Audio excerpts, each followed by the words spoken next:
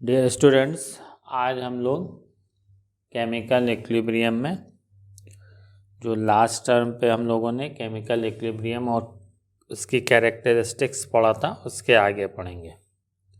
तो उसमें सबसे पहले आज का जो पहला टॉपिक वो है एक्टिव मास,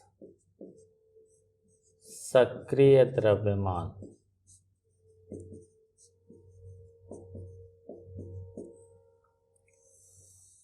तो एक्टिव मास जो है किसी भी सब्सटेंस का एक्टिव मास उसके मोलर कंसंट्रेशन या मोलरिटी के डायरेक्टली प्रोपोर्शनल होता है।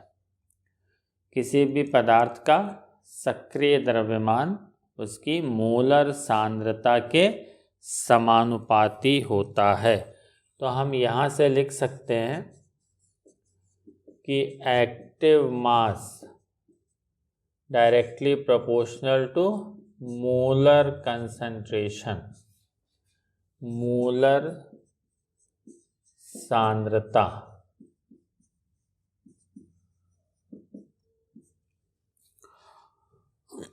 और मोलर कंसंट्रेशन क्या होता है? यूनिट वॉल्यूम में मोल्स ऑफ रिएक्टेंट, इकाई आयतन में अभिकारक के मोलों की संख्या होती है मोलर कंसंट्रेशन। तो यहाँ से एक्टिविटी को हम ए से रिप्रेजेंट करेंगे, ये डायरेक्टली प्रोपोर्शनल होगा।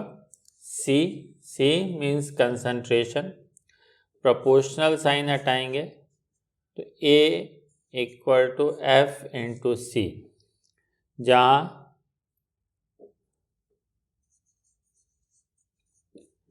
एफ जो है वो एक्टिविटी कोफिशिएंट है।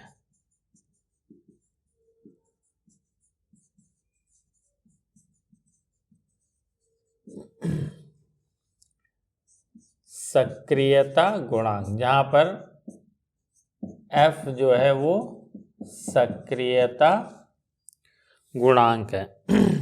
और फॉर डाइल्यूट सॉल्यूशन तनु विलयन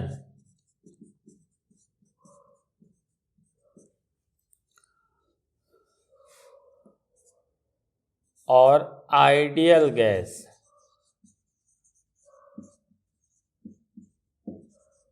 आदर्श गैस के लिए जो है एफ का मान यूनिट होता है। तो यहाँ से हम लिख सकते हैं A equal to molar concentration C, और मोलर कंसंट्रेशन जो होता है आपका number of moles of substance, पदार्थ के मोलों की संख्या divided by volume of solution in litre.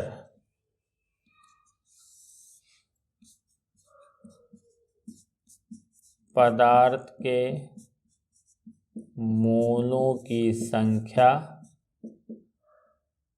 बट्टा विलयन का आयतन लीटर में। और आप जानते हैं मोलों की संख्या को हम लिखते हैं भार बटा अणुभार, मास बाय मोलर मास। तो mass of substance divided by molar mass of substance. अगर हम वॉल्यूम ऑफ सॉल्यूशन मिलीलीटर में रिप्रेजेंट करें तो इसको 1000 से डिवाइड करेंगे, ये होगा पदार्थ का भार बटा पदार्थ का अणुभार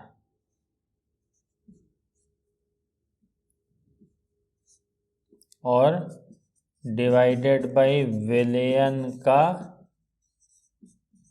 आयतन मिलीलीटर में अगर हम लिखें तो इसको हम डिवाइड करेंगे 1000 से। अब किसी भी सब्सटेंस, इस पे बहुत सिंपल न्यूमेरिकल आते हैं यूपी बोर्ड में कि एक्टिव मास सक्रिय द्रव्यमान की गणना करिए, तो उसमें आपको मास द्रव्यमान दिया रहेगा, मोलर मास आप निकाल लेंगे, आयतन वॉल्यूम दिया होगा और इसको आसानी से कैलकुलेट कर लेंगे। कोई भी सब्सटेंस है उसके एक्टिव मास को स्क्वायर ब्रैकेट बड़े कोष्ठक में और उसका जो फॉर्मूला है उस सब्सटेंस का वो लिख करके जो है रिप्रेजेंट करते हैं। जैसे फॉर एग्जांपल H2 और ये बड़े ब्रैकेट में लिखा है, तो इसको पढ़ेंगे active mass of H2, hydrogen का सक्रिय द्रव्यमान। और जो भी यहाँ पे वैल्यू लिखी होगी, जैसे मान लीजिए X लिखा है, तो इसका मतलब कि हाइड्रोजन के X मोल पर लीटर प्रेजेंट हैं, क्योंकि इसकी यूनिट क्या होगी, मोल लीटर इनवर्स, मोल पर लीटर। अगर कोई सब्सटेंस सॉल्यूशन में मान लीजिए ग्लूकोज है, तो हम उसके फॉर्मूले को लिखेंगे बड़े ब्रैकेट में और जो इसका एक्टिव मास होगा वो आगे लिखेंगे और इसकी यूनिट हम मोल पर लीटर या मोल लीटर इनवर्स लिखेंगे। तो इस तरह से जो है एक्टिव मास को डिफाइन करते हैं और एक्टिव मास को रिप्रेजेंट करते हैं। नेक्स्ट टॉपिक है लॉ ऑफ मास एक्शन।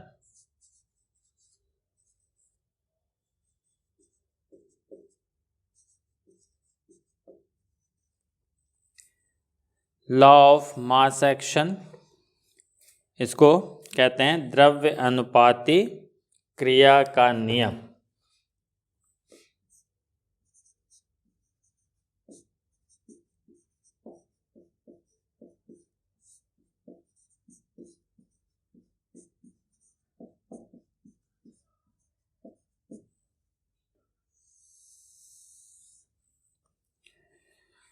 तो ये नियम जो है अपने एक्सपेरिमेंटल बेसिस पे गोल्डबर्ग और वॉगे ने दिया था। ये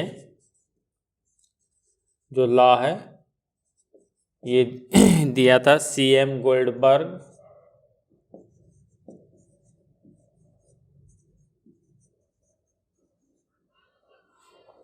एंड P वॉगे।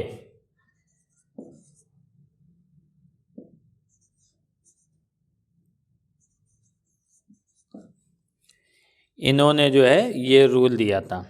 तो ये लॉ कहता है कि एट कांस्टेंट टेम्परेचर पर the rate of at which a substance react is directly proportional to the active mass raised with suitable power and the rate of reaction is directly proportional to the product of all such active masses of reactant। Constant temperature पे स्थिर ताप पर किसी भी पदार्थ के क्रिया करने की दर, रेट जो है उस सब्सटेंस के, जो भी आपका सब्सटेंस होगा उसके एक्टिव मास के, उसके सक्रिय द्रव्यमान के उचित घातांक लगाए गए सक्रिय द्रव्यमान के समानुपाती होगा। इसके ये क्रिया करने की दर और उस अभिक्रिया का वेग या वेलोसिटी इसको जो है हम रेट भी कह सकते हैं। उस अभिक्रिया का वेग या उसकी वेलोसिटी, उसमें जितने भी सब्सटेंस प्रेजेंट होंगे, मान लीजिए ए और बी दो प्रेजेंट हैं, तो उन सब के सक्रिय द्रव्यमान के उचित घातांक के गुणनफल के समानुपाती होगा। यानी rate of reaction at which a substance react is directly proportional to active mass raised with suitable power, and the rate of reaction is directly proportional to the product of all such active masses of reactant। स्थिर ताप पर किसी भी पदार्थ के क्रिया करने की दर उस पदार्थ के उचित घातांक लगाए गए सक्रिय द्रव्यमान के समानुपाती होती है, और किसी भी अभिक्रिया का वेग या दर ऐसे सभी पदार्थों के उचित घातांक लगाए गए सक्रिय द्रव्यमानों के गुणनफल के समानुपाती होती है। यही सक्रिय द्रव्यमान है। जैसे मान लीजिए अगर कोई रिएक्शन होती है ए से प्रोडक्ट, तो इसके लिए जो रेट होगा वो डायरेक्टली प्रोपोर्शनल होगा एक्टिव मास ऑफ ए। अब अगर मान लीजिए ये रिएक्शन 2A से प्रोडक्ट कोई रिएक्शन होती है, तो इसके लिए रेट जो होगा वो डायरेक्टली प्रोपोर्शनल होगा ए रेज़ टू द पावर 2, ए के एक्टिव मास की पावर 2। ऐसा क्यों आया? देखिए ये ए है, ए को जो है इस रिएक्शन को हम क्या लिख सकते हैं, ए प्लस ए। तो ये जो रूल कहता है कि इसका रेट जितने भी सब्सटेंस हैं या इस अभिक्रिया का वेग जितने भी पदार्थ हैं उनके सक्रिय द्रव्यमान के उचित घातांक सुटेबल पावर के प्रोडक्ट के प्रोपोर्शनल होगा। तो इस रिएक्शन की रेट क्या हो जाएगी, product of active mass of A into active mass of A.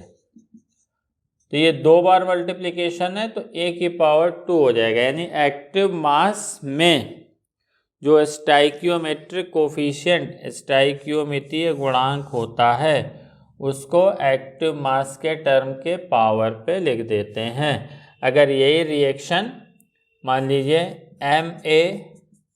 MaNB ये प्रोडक्ट फॉर्म करते हैं, तो इसके लिए जो रेट का एक्सप्रेशन होगा according to law of mass action, active mass of A इसकी power m, active mass of b इसकी पावर n, इन दोनों के प्रोडक्ट के इक्वल होगा।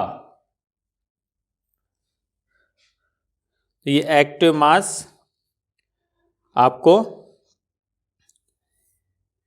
क्लियर हो गया होगा।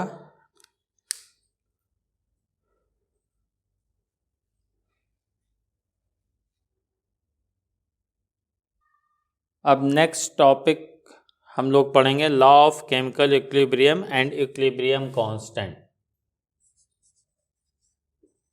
Law of chemical equilibrium and equilibrium constant.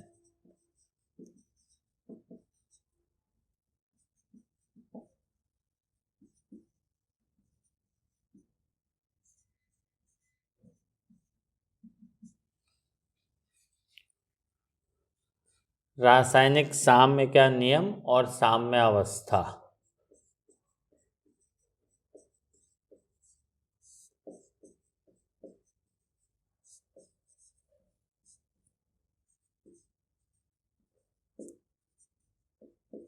रासायनिक साम्य का नियम और साम्य स्थिरांक।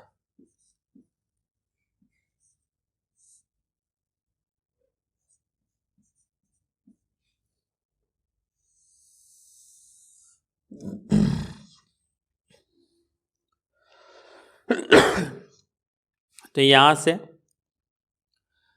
मान लीजिए एक रिवर्सिबल केमिकल रिएक्शन, एक उत्क्रमणीय अभिक्रिया A B be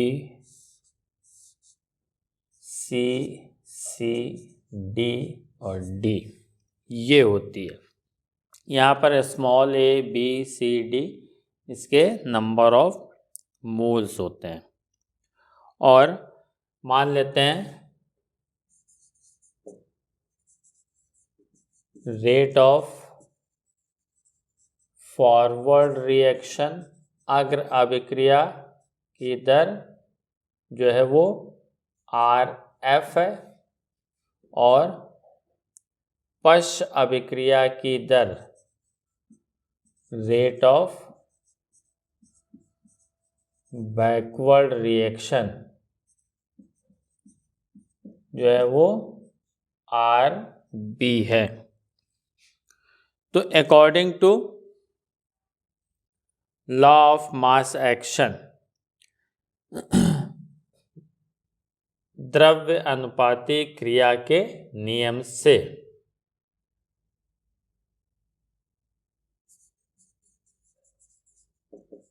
according to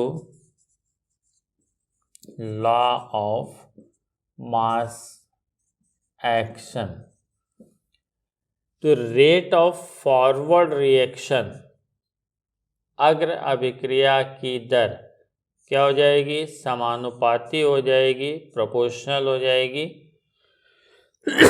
active mass of A इसकी power A into active mass of B इसकी power B.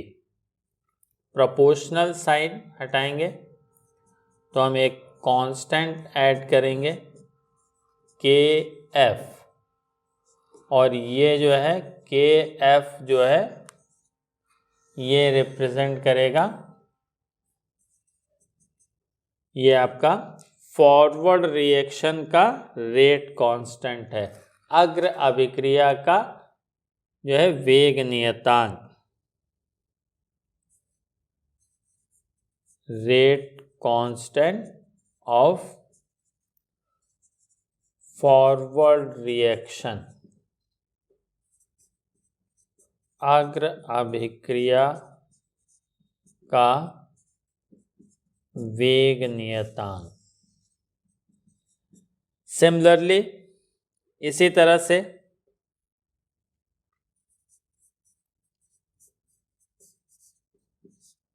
Rate of backward reaction, ये तो फॉरवर्ड रिएक्शन हो गया। अब बैकवर्ड रिएक्शन के लिए सी और डी रिएक्टेंट होंगे, तो रेट ऑफ बैकवर्ड रिएक्शन क्या होगा? इन दोनों के एक्टिव मास के सुटेबल पावर, उचित घातांक के गुणनफल के समानुपाती होगा। सुटेबल पावर के जो है उसके प्रोडक्ट के बराबर होगा। तो रेट ऑफ बैकवर्ड रिएक्शन हमने RB एज्यूम किया है, तो RB डायरेक्टली प्रोपोर्शनल हो जाएगा C का एक्टिव मास इसकी पावर C इंटू D का एक्टिव मास इसकी पावर D। प्रोपोर्शनल साइन हटाएंगे तो यहाँ पर एक कांस्टेंट ऐड करेंगे KB,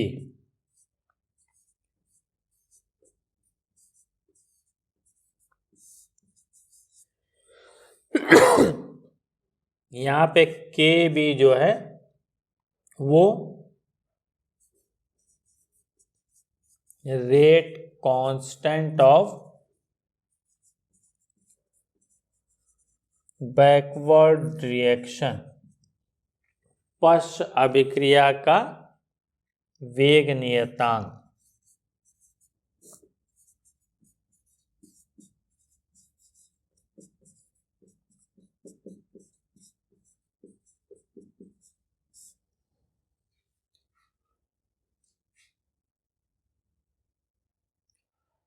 अब आगे देखिए, इक्विलिब्रियम पर, साम्यावस्था पर क्या हो जाएगा? Rate of forward reaction equal to rate of backward reaction. अग्र अभिक्रिया का की दर और पश्च अभिक्रिया की दर बराबर हो जाएगी। तो इक्वेशन 1 और 2 का लेफ्ट हैंड साइड अगर इक्वल होगा तो राइट हैंड साइड भी इक्वल होगा। तो आप राइट हैंड साइड को इक्वल कर दीजिए।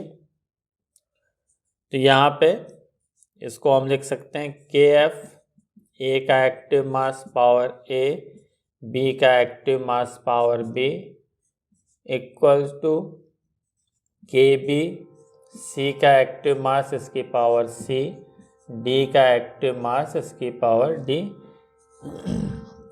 इसको रीअरेंज कर दीजिए, KF बाई KB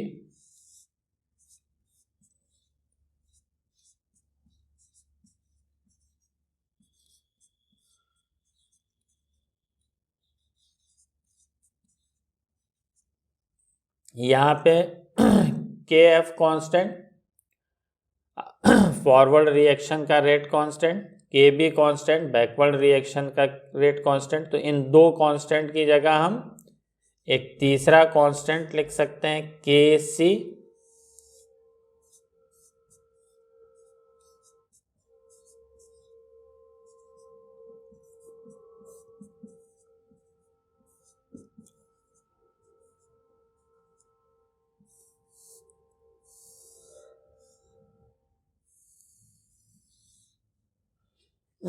जहाँ पे KC equal to KF by KB और यही कहलाता है हमारा इक्विलिब्रियम कांस्टेंट, साम्य स्थिरांक। तो ये इक्वेशन 3 जो हमें मिला, ये इक्वेशन 3 जो एक्सप्रेशन, मैथमेटिकल एक्सप्रेशन, गणितीय व्यंजक जो हमें प्राप्त हुआ, यही लॉ ऑफ केमिकल इक्विलिब्रियम कहलाता है।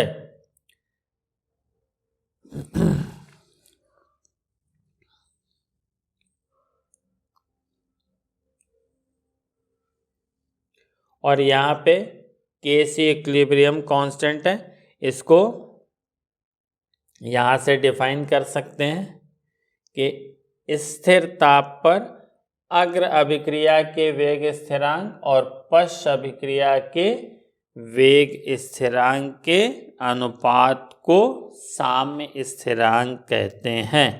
तो ये जो है लॉ ऑफ केमिकल इक्विलिब्रियम की डेफिनेशन भी है कि equilibrium constant may also be defined as the ratio of rate constant of forward and backward reaction। यही आपका जो है लॉ ऑफ इक्विलिब्रियम कांस्टेंट है। अब अगर इसके आधार पर किसी भी रिवर्सिबल रिएक्शन का हमको इक्विलिब्रियम कांस्टेंट का एक्सप्रेशन लिखना हो तो वो कैसे लिखेंगे, तो उसको भी देख लीजिए। बहुत इजी है। जैसे इस डेरिवेशन में, लॉ ऑफ केमिकल इक्विलिब्रियम के डेरिवेशन में जो है आपका जो न्यूमरेटर में, अंश में जो टर्म है वो राइट हैंड साइड का टर्म है और डिनोमिनेटर हर में जो है वो लेफ्ट हैंड साइड का टर्म है। तो इसको भी उसी तरह से लिखेंगे। जैसे फॉर एग्जांपल मान लीजिए ये रिएक्शन जो है इक्विलिब्रियम में है, ये अभिक्रिया साम्य अवस्था में है। तो इसके लिए KC का एक्सप्रेशन अगर लिखना होगा तो KC equals to right hand side को न्यूमरेटर में लिखेंगे और इसके स्टोइकियोमेट्रिक कोफिशिएंट को इसके पावर में, HI का एक्टिव मास इसकी पावर 2 डिवाइडेड बाई H2 का एक्टिव मास इंटू I2 का एक्टिव मास। अगर ये रिएक्शन हैबर प्रोसेस से अमोनिया का मैन्युफैक्चर ये इक्विलिब्रियम में हो, तो इसके लिए जो है अगर हमें लिखना होगा Kc का एक्सप्रेशन, Kc का व्यंजक, तो राइट हैंड साइड ये न्यूमरेटर में स्टाइकियोमेट्रिक कोफिशिएंट इसके पावर में लिख देंगे एक्टिव मास के टर्म में लिख करके। लेफ्ट हैंड साइड बाईं तरफ दो रिएक्टेंट है, तो इन दोनों के एक्टिव मास के प्रोडक्ट के बराबर होगा विथ सुटेबल पावर, उसके उचित घातांक के। तो ये N2 का सक्रिय द्रव्यमान इंटू H2 का सक्रिय द्रव्यमान इसकी पावर 3। तो इसको आसानी से यहाँ से लिखा जा सकता है। अब इसमें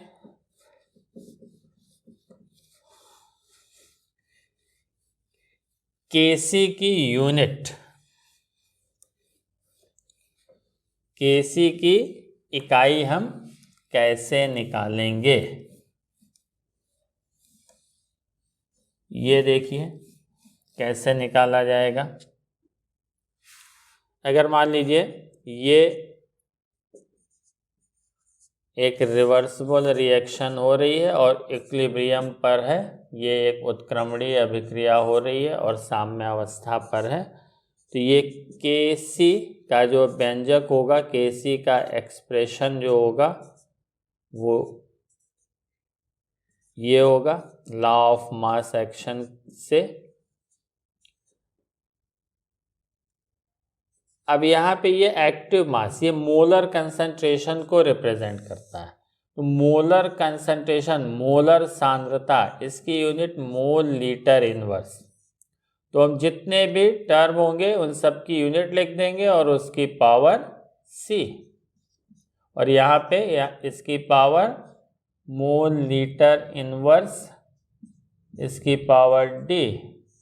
सिमिलर वे में यहाँ से मोल लीटर इनवर्स की power A, mole litre inverse की पावर B। प्रोडक्ट में है, गुणनफल में, तो इसको हम लिख सकते हैं मोल लीटर इनवर्स की पावर C प्लस D, और डिनोमिनेटर में लिख सकते हैं मोल लीटर इनवर्स की पावर A प्लस B। इसको ऊपर ट्रांसफ़र कर दीजिए न्यूमरेटर की तरफ, तो ये आ जाएगा मोल लीटर इनवर्स की power C plus D minus A plus B। इसको हम लिख सकते हैं मोल लीटर इनवर्स की पावर डेल्टा Ng। यहाँ पर डेल्टा Ng ये है C plus D minus A plus B, ये इक्वल होगा number of gaseous moles of product minus number of gaseous moles of reactant. तो इससे उत्पाद के गैसीय अणुओं की संख्या या मोलों की संख्या माइनस अभिकारक के गैसीय अणुओं या मोलों की संख्या। अब यहाँ आसानी से एक्सप्रेशन देख के बता सकते हैं।